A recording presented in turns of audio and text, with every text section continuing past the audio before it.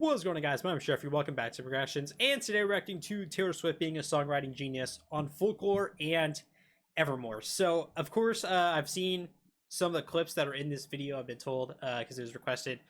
Some of them are for like the Folklore Long Pond sessions, which I already watched. So I've kind of seen those already, but I believe there's like much more to the video.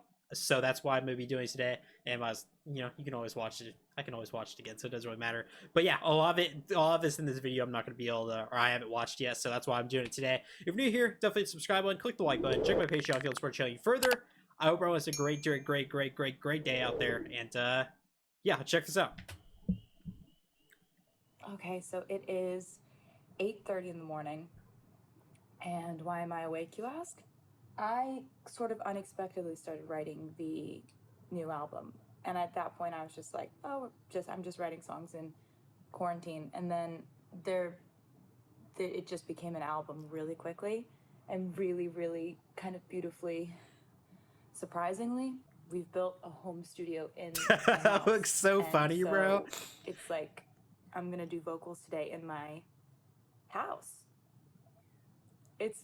I'm very excited. Is that not insane? Because we all talk about like professional studios and mean people, and of course she has like really good equipment, and like people that can help her like produce and everything. But like, is that insane that she's sitting there like in her room recording all of that, and she wins a Grammy? She wins a Grammy off an album she sat there recording in her bedroom with her two cats fighting in the background the whole time. Is that not like, are we not gonna just discuss that? That's insane. About it.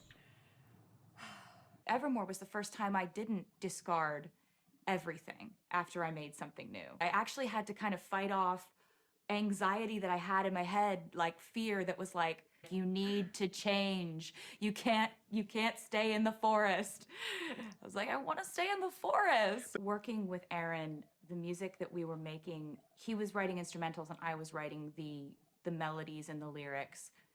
And what ended up happening was I think we just gravitated towards what both of us simultaneously felt made us feel cozy, which was nature. One thing I wanted to do with Folklore is I wanted it to represent spring and summer. And when I made Evermore, I knew that I wanted to fill in the rest of the seasons of the year and have it reflect fall and winter.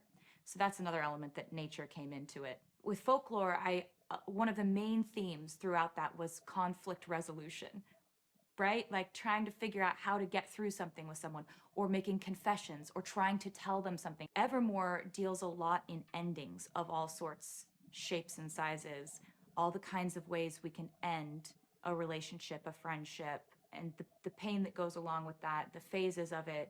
Opening the album with... I think there's a lot of people discuss still like what's better, Folklore and Evermore. I got a lot of comments when I did the Bridges video, because there's a lot from Evermore that I didn't realize is from Evermore.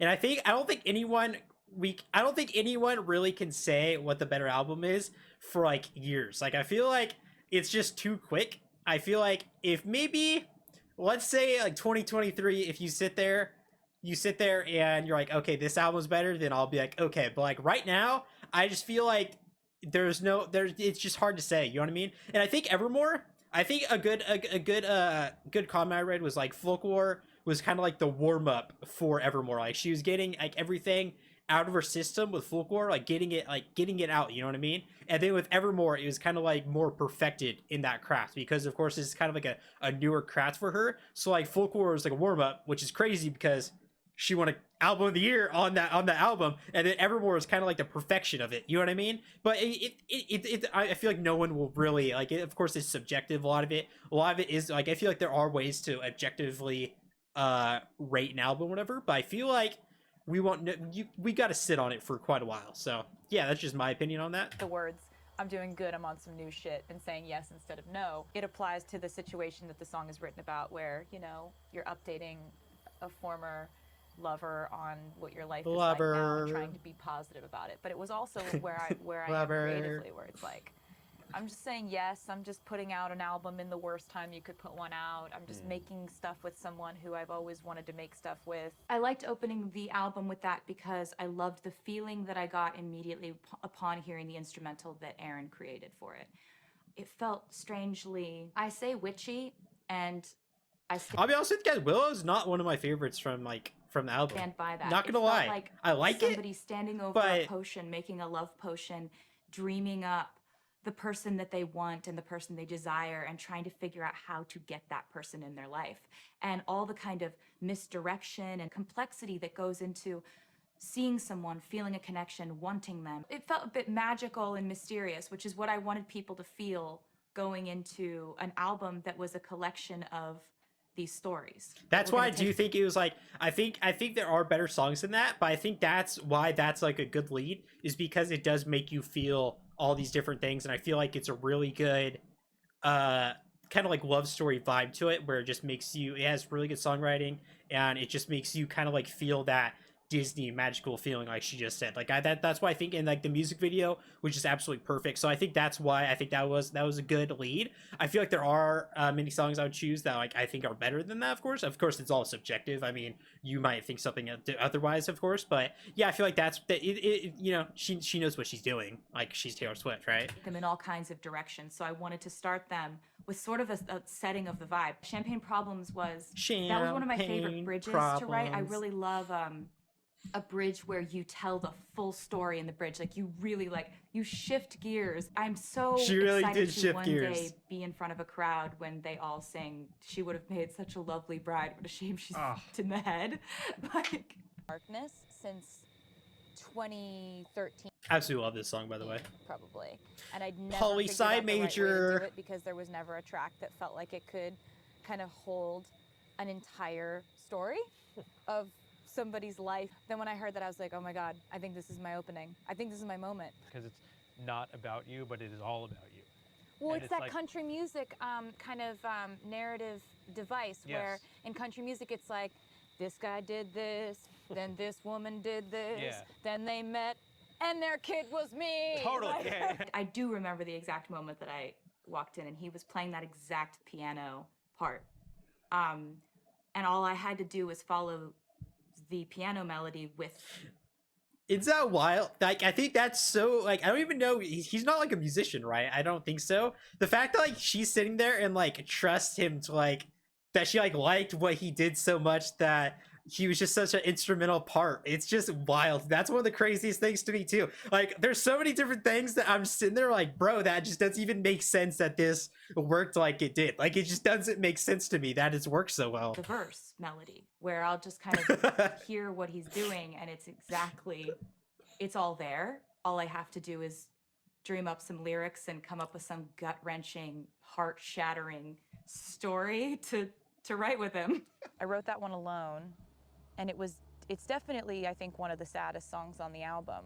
It's kind of a song about karma. Yeah. It's a song about greed. I really like Jack, by the way. He's a really good listener, and you can just tell by the way he speaks. He's really just intellectual, and I think I appreciate him. I don't know, dude just looks cool. Like, I feel like his outfits and everything, his glasses, I don't know, he has good vibes. He has good vibes to him for sure. It's a song about how somebody could be your best friend and your companion and your most trusted person in your life, and then they could go and become your worst enemy, who knows how to hurt you because they were once your most trusted person. It's the worst betrayal. Yeah.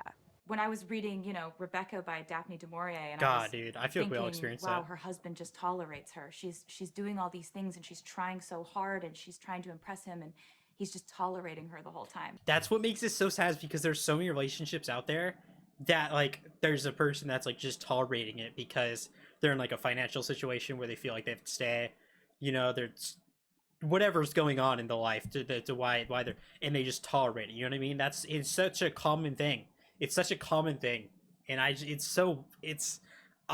God, man, that's why that's a song like that just hits so well. It's because I think we all know somebody that like we're friends with or have a relationship with or just whatever, and we kind of like tolerate them. You know what I mean? Like, we just tolerate them, and I feel like that's something we all maybe have gone through in our lives, and that's why that song is just too good. There was a part of me that was relating to that because at some point in my life I felt that way, and so I ended up writing this song, Yup. Tolerate It, that's all about sort of Which trying is to love someone who's unreal. ambivalent. Thank you. And she Sometimes pulled when out I'm writing to ambivalent an on us. instrumental track, I'll push play and I'll immediately see a scene set. This was one of those cases where I just saw, lonely disco ball, twinkly lights, neon signs, a couple of stragglers on the dance floor. Couple of Just sort of a stragglers. sad, moonlit, lonely experience in the middle of a town that you've never been. And I just was thinking, okay, so we have mirror balls in the middle of a dance floor because they reflect light. They are broken a million times, and that's what makes them so shiny. We have people like that in society too. They hang there, and every time they break, it entertains us. It's also a metaphor for so many people who have to feel like everybody feels like they have to be on for certain people. You have to be different versions of yourself for different people, Yeah. different versions at work, different versions around friends, different version of yourself around family, around, Yeah. you know, everybody has to be duplicitous or feels that they have to, in some ways, be duplicitous. And that's part of the human experience, but it's also exhausting. And you kind of learn that every one of us has the ability to become a shapeshifter. This is the first time in the bridge saying they called off the circus, burned the disco down when they sent home the horses and the rodeo clowns. I wrote this song right after I found out all my shows were canceled. And it's like I'm still on that tightrope. I'm still trying everything to get you laughing at me. So it's like I realized here I am writing all this music, still trying, and I know I have an excuse to sit back and not do something, but I'm not, and I can't, and I don't know why that is. You know what I love, like how she explains that, like everyone has pressures. I think that's why I love making these videos, is because like instead of talking, because I feel like it's super hard to like sit there and talk to someone, you know what I mean, about, I don't know, but certain things where like on this, like there's gonna be a couple thousand people that watch this video, right? But it doesn't feel like that. I'm sitting here talking to a camera, and I feel like I could be like my authentic self. It feels like I'm just writing in like a diary, if you know what I mean. Like I can like be myself and like kind of just express my thoughts without judgment. Because if like someone judges me, then like, bro, it's gonna be on like a YouTube comment, and that doesn't affect me. Where like if I'm telling someone in real life, then I clearly like I know them, and like it feels like they can like judge me, if you know what I mean. Like a YouTube comment, if someone's like, oh, you're stupid, like, you know, you're whatever, like whatever they was, it doesn't affect me. It's the internet. But I feel like this is like, I love this because it's like my time. It's like a place to be super real and just like express how I feel about certain things and just relate with so many different people, if you know what I mean. That's why I just love making these videos, man. That's why I just don't want to. That's why I love doing it so much. I haven't met the new me yet. In the context of the relationship song, I was trying to channel sort of my friends who have gotten out of very, very life-altering relationships and saying, how do I pack this up? How do I put this in a box and put it in my car and drive away? From that perspective, it goes to, I haven't met the new me yet, the person I'm gonna have to become in order to get over this. This person who's gonna have to have new hobbies and fill their time with new things other than you. These two albums, by the way, I feel like they're above music writing, if you know what I mean. It's hard to explain, but I feel like these stories aren't like your normal. The fact that she was able to make these stories into songs is just mind blowing to me. I don't understand how that's really possible. But it's like these stories are like above songwriting in a way. I don't. It's like kind of like storytelling, but she's able to write short stories and turn that into music. And I don't understand how somebody can pull that off. Like it's not just basic stories. Like these are legit like folklores. Like it's just, how does somebody do that? I don't understand. In the second verse, it says, I hope she'll be a beautiful fool who takes my spot next to you. You haven't met the new me yet, meaning you haven't met the person who's going to replace me yet. So then in the third verse, it goes to, I haven't met the new me yet, but I think she'll give you that, meaning I think she's going to forgive you, and I think she's going to give you that green light to move ahead with your life and to know that I'm okay. There's another meaning to the phrase, which is that I have no idea what comes after this, and I truly have no plan. And I'm okay with that. The phrase is exactly what I mean. I have no idea what happens next. It's a weird experience to work with you. And now Aaron can understand it. It's a weird Like, experience. Oh wait, here's the bridge. Wait, here's a better bridge. Okay, now I have the perfect bridge. And then here's the thing after the bridge. This thing's gonna come in. Oh yeah, remember when I pulled up Yeah, so like in the just car? I series wrote of- that in the vocal booth. Hearing the patchwork of like that whole thing coming together, I was just like, I just love what you did on that song. It Thanks. takes me away. I love what you did on that song. A whole song started with the fact that I had written down in my phone, "Meet me behind the mall," years ago, wanting to write it into a song. I'd been thinking about addiction, and I'd been thinking about people who, if they're either suffering through mental illness or they're suffering through addiction, or they have an everyday struggle. No one pats them on the back every day, but every day they are actively fighting something. But there are so many days that nobody gives them credit for that. Yeah. And so how often must somebody who's in that sort of internal struggle must want to say to everyone in the room, you have no idea how close I am to going back to a dark place. I had this idea that the first verse would be I hate when people's voices shake, dude. It makes me like, I just can't, like, crying I can deal with, but like when people's voice shake like that, it makes me emotional. I hate it. I hate it so someone much. who is in a sort of a life crisis and has just been trying and failing and trying and failing in their relationship, has been, you know, messing things up with people they love, has been letting everyone down, and kind of has driven to this overlook, this cliff, is just in the car going, I could do whatever I want in this moment and it could affect everything forever. Writing Matt's part was really fun. I really loved writing We Were Like the Mall Before the Internet. It was the one place to be.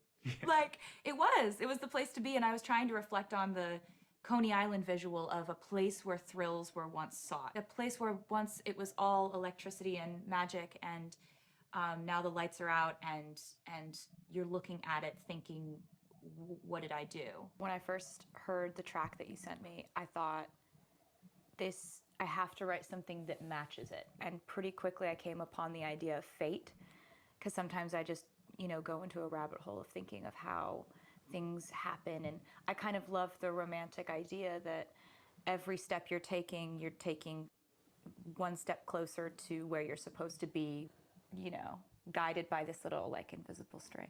First time I heard that piano thing you had written, I just felt like it's got these sort of ominous strings underneath it, and I was like, oh, this is female rage. And then I was thinking, the most rage-provoking element of being a female is the gaslighting that happens when, you know, for centuries we've been just expected to absorb male behavior. Oftentimes when we, in our emboldened state now, respond to bad male behavior, or somebody just doing something that was absolutely out of line, and we respond, that response is treated like the offense itself. Somebody who's very guilty of this in my life, and it's a person who makes me feel, or tries to make me feel, like I'm the offender by having any kind of defense to his offenses. It's like, oh, I have absolutely no right to respond, or I'm crazy. So you providing the musical bed for me to make that point that I've been trying so hard to figure out, how do I say that? How do I say why this feels so bad? Because I really love a turn of a phrase, or play on words, or common phrases, and you twist something. Another one that I had had for a very long time, I think I'd had this one for a couple of years, was the knife cuts both ways. If the shoe fits, walk in it till your high heels break. Those are my favorite kind of things to do. So if I think of one, but I don't have a song at the moment, I write it down, and I keep a file of, I also have a folder of favorite words. Well, epiphany on folklore was one of my favorite words. I'd been doing a lot of research on my grandfather who fought folder of my favorite words. in World War II at Guadalcanal, which was an extremely bloody battle. He never talked about it, not with his sons, not with his wife. Nobody got to hear about what happened there. And so my dad had to do a lot of research, and he and his brothers did a lot of digging, and found out that, you know, my granddad was exposed to some of the worst situations you could ever imagine. So I kind of tried to imagine what would happen in order to make you just never be able to speak about something. And then when I was thinking about that, I realized that there are people right now, you know, taking a 20-minute break in between shifts at a hospital, who are having this kind of trauma happen to them right now that they will probably never want to speak about. One of the things about this song that kind of still rips me apart when I listen to it is that she's singing with me on this song. My mom found a bunch of her old records, a bunch of old vinyls of her. It's absolutely amazing that was able to happen. That she was able to have her sing on it. Like, that's just, it's so cool, man. It's so cool. It's so cool. I sent them to Aaron, and he added them to the song, and it's so cool. So it says, you know, if I didn't know better, I think you were singing to me now, and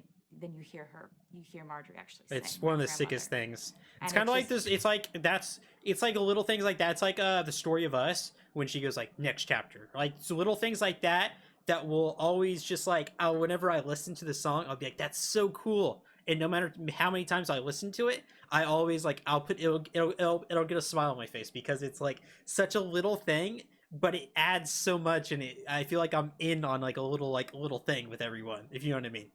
I don't know. It's moments like that on the record that just make you feel like your whole heart is in this whole thing that you're doing. She died when I was 13. I think it was when I was on a trip to Nashville to try and make it and to try to hand out my demo CD to record labels and things like that. So there were pretty insane coincidences like that. I came in and I was like, hey, Betty, this could be really weird and we could hate this. So could we just, because we're in quarantine and there's nothing else going on, could we just try to see what it's like if we write this song together? So he was singing the chorus of it and I thought it sounded really good from a man's voice, from a masculine perspective. And I really liked that it seemed to be an apology.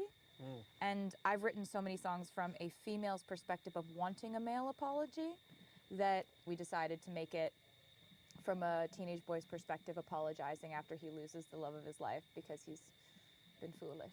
When you sent me this instrumental, the first word that I thought of was this is what peace sounds like. It's got this, this amazing bass line that just made me feel like this is serenity, this is peace. And then I was thinking, maybe you just start with the obvious and think about how that could be told in an interesting way that kind of goes against the title. Like, I could never give you peace over the most peaceful sounding instrumental. If you're gonna be in my life, I feel like there's a certain amount that comes with it that I can't stop from happening. Yeah. I can't stop from you getting a call in the morning that says, the tabloids are writing this today. I can't help it if there's a guy with a long lens camera 2 miles away with a telescope lens taking... Did that happen to Kate Middleton, the life of Prince... What's his name? Like Andrew? I think it's Andrew. Or there's Harry. There's a lot of kids. There's Harry, and I think Andrew's the other one, right? The main one, Kate Middleton, I think. I think that happened to her. Pictures of you. This song was basically like, is it enough? Is the stuff that I can control enough to sort of block out the things that I can't? I think this is a song that's like extremely, extremely personal to me because there are times when I feel like with everything that's in my control, I can make myself seem like someone who doesn't have an abnormal life. The word hoax is another word that I love because I love that it has an X and I love the way that it looks and I love the way it sounds. I think with this song being the last song on the album, it kind of embodied all the things that this album was thematically, like confessions, incorporating... By the way, let me know. I think it would be a really cool idea. I think just any song on these two albums, let me know in the comments. Just like why, like if you have a favorite song, why that's your favorite song and why you relate to it. And like I'll try to like, I want to reply to every comment on this video. I feel like just like let me like if it's just however long you want to make it.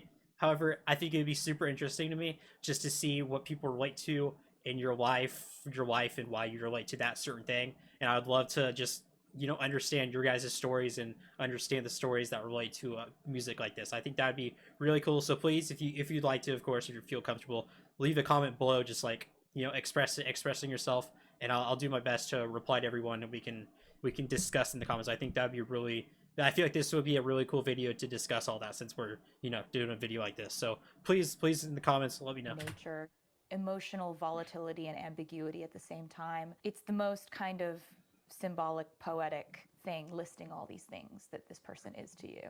That line about, it still hurts underneath my scars from when they pulled me apart. Like anyone in my life knows what I'm singing about there, but everybody has that situation in their life where it's like, you let someone in and they get to know you and they know exactly what buttons to push to hurt you the most. This song it goes through walking through the forest barefoot in the middle of winter, or standing on a balcony and letting the icy wind just hit you and you're catching your death.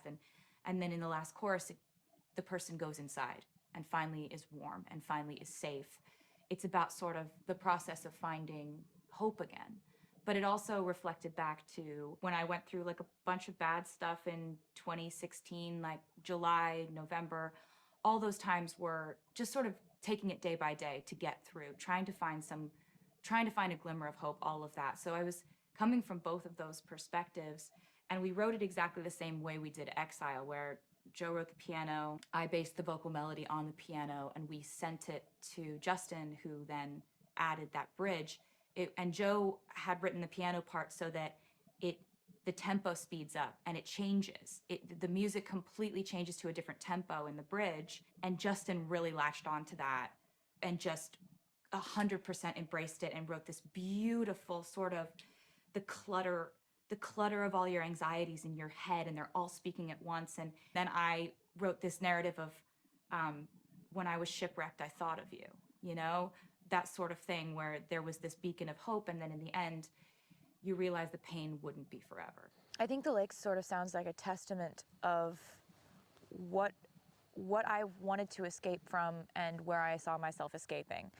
We'd gone to the Lake District in England a couple years ago. I've always, in my career, since I was probably about 20, written about this sort of cottage backup plan that I have. So The Lakes is really talking a lot about relating to people who hundreds of years ago had the same exit plan and did it.